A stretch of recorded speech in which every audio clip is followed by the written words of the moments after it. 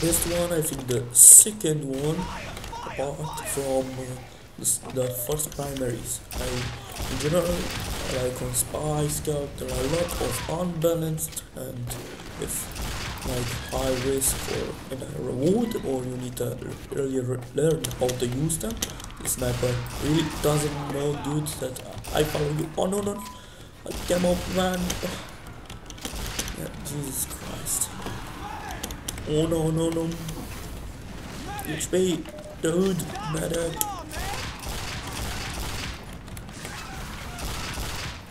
I like the short up, the second one, because as medium to close range. And oh my god, someone took the HP kit, or I didn't pick it. So he has a better range. Jesus Christ, I'm gonna burn to death. This is what I mean by scouts can really survive pyros and the light classes, because they just burn out easily. Because they can dispatch the pyros, they either die or either survive with low HP, because the pyros are pretty tough to take out, and you'll just burn to death in face of your team blocker. That happens quite a lot to me. Though I don't always like to play scout. How did you not get? How did you not get into bad milk? That doesn't make sense, mate. Anyway, come on, give me the health kit. Health kit, please, Gaben. Thank you, Gaben. Gaben, you will. So this is more like one that's a scatter gun that helps you to get out of.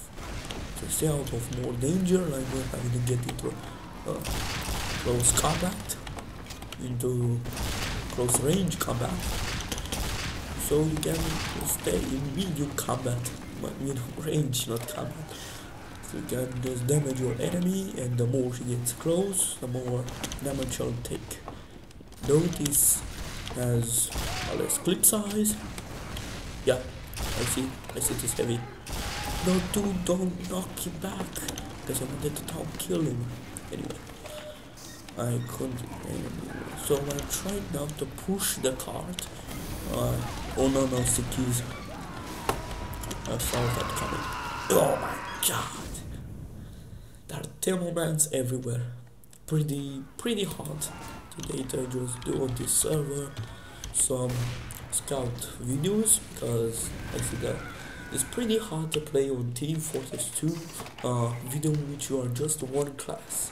You need to change your loadout, you need to change your class depending on the needs and the needs of the team. You need to change in the need of yourself, like this demo man. I would like to go spy or the demo man, or either heavy to just kick the shit out of him, but I can't do that because I promised a scout video, and I'm gonna do a scout video.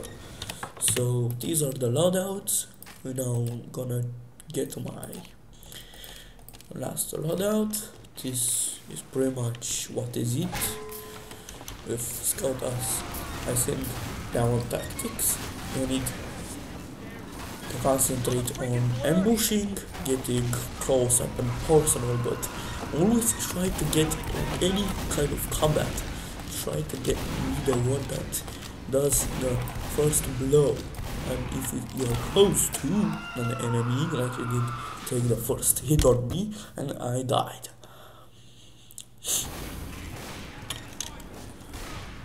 What? What?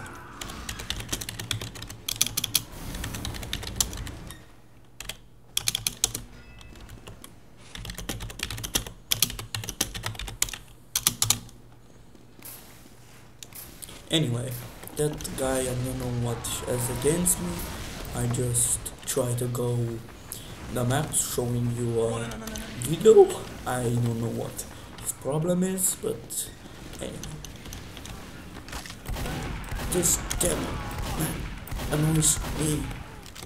Yeah, pretty hard sometimes to just come back at what?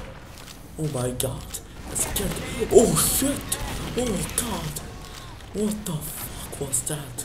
I just cut up and personal with multiple soldiers and a pyro, and I didn't get light off. I already killed and a demonize, not soldiers, demonize, two demonites. So yeah, your aim is the most important. I sometimes tend to just flinch my aim because I'm sometimes getting the adrenaline and I'm getting excited in the fight and try to do my best to win because I don't want to get back to the spawn, and my aim flinches because I'm a bit nervous. Try to do my best and survive because it just gets in your face like, hey, hello, I'm a pirate, because I'm just getting on you and I'm gonna kick your ass. Oh, and you're like, oh no, she's not close to me, she's a pyro, I'm done. Well, oh no, not a pocket.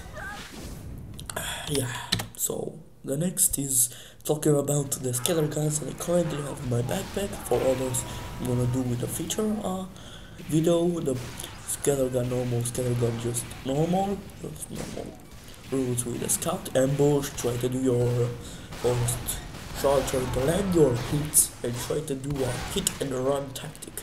Hit the enemy and then run out of there before she even knows what hit him. The backskater is best to be a little bit sneaky or use the boat to get behind the enemy team while they don't notice you some, or spawn camp or get behind a wall somewhere, and when someone passes just crit him or mini crit him to death. So yeah, it's not a good one for tactical fights or hit and run because it has no random crits, there's lower clip size and less accurate. So it's really bad at range than an old scatter gun, which already is bad at range. The backskater is worst. So the force of nature. The force of nature is, despite its damage penalty, it does a crap ton of damage because of this bullet spread, and it's sometimes knock or knockback because you can knock them off and get fall damage. It will give you still the kill if they die from fall damage. So yeah, it fires quickly, it knocks targets back depending on how close you hit them. It does more bullet spread. So welcome back. I'm sorry for that. My fraps, I use fraps, and my recorder just messed up and it crashed, and I really need to do on another server my last part when I talk about the weapons that I currently have, because I don't have all.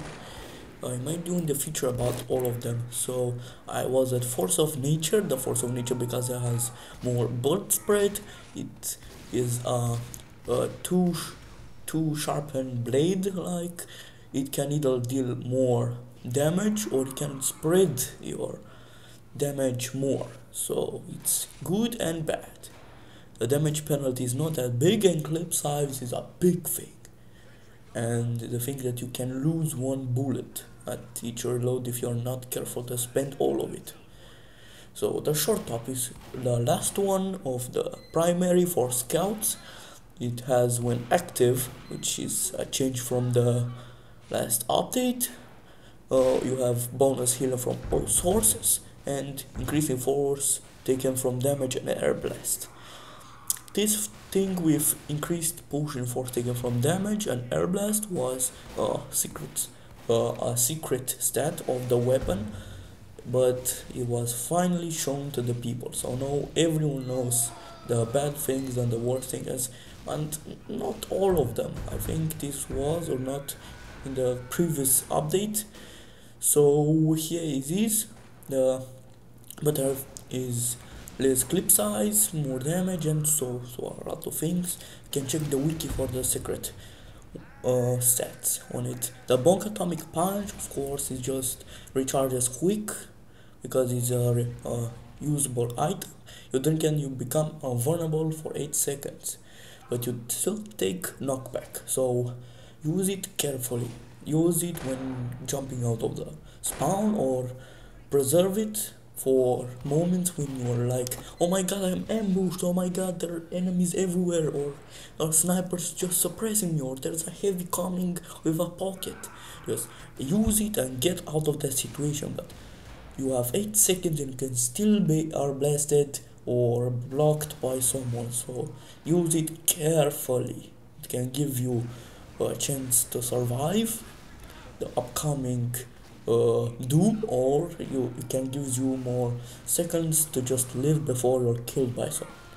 Now the normal pistol, this is normal pistol, this is my reskin. The local hero is just a reskin, just like a pistol, just good when you can't aim, like you weak your target with a primary, and before you can reload your primary you're just gonna get killed. So you just take out your pistol and just finish him off, or use it at range. Either way, Scout is not designed to fight at range, so try to use your speed or bonk or your skills of Scout to get close. This is more a long range medium, but is good at second range because Valve implemented damage fallout to make the game more balanced. The Mad Milk mutated milk is of course just to extinguish you out of fire and just get some HP back when you kill someone, or you damage, actually when you damage someone that is covered in milk.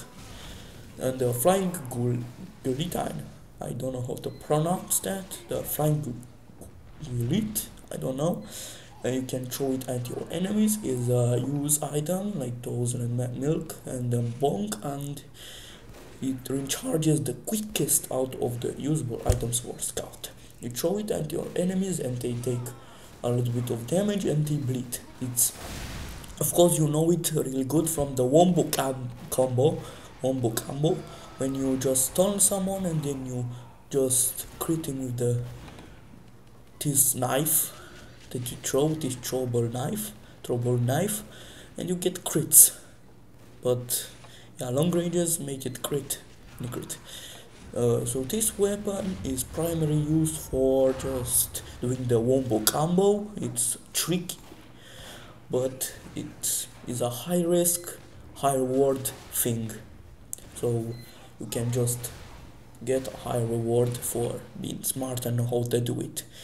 Of course, I don't recommend it for any kind of other loadouts, because you can use it at long range to just hit someone and make him bleed, but it's pretty hard to use him without the Sandman. Now, back to the melee weapons. The frying pan is just a reskin. The bat and other reskins like this one and this one, the Necro Smasher with the Consequences Objector. The bat is the Scout's melee weapon. I don't always recommend it when you can't aim and you are pretty close to the enemies.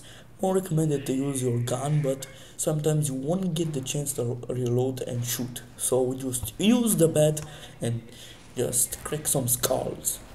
And the last one that I have custom, I'm sorry for lack of those, is the Sandman. The Sandman launches a ball which recharges pretty quick, I think, that can stun your enemies based on the range. If you successfully stun them at close range, then they're not gonna be stunned for a long time. But if you knock them from a long range, then they're defenseless, like a babe set upon by wolves. So they're just gonna get wrecked.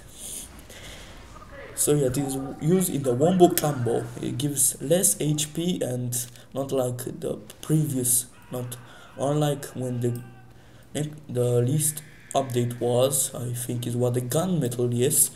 It nerfed the pocket pistol, the Pretty Boys pocket pistol, which gave you plus 15 HP, max 6 HP, which counteracted this bad effect from the Sandman. So you had the normal HP and you didn't took any fall damage, and you had the ball too without its negatives. Now when you equip it, then you have 115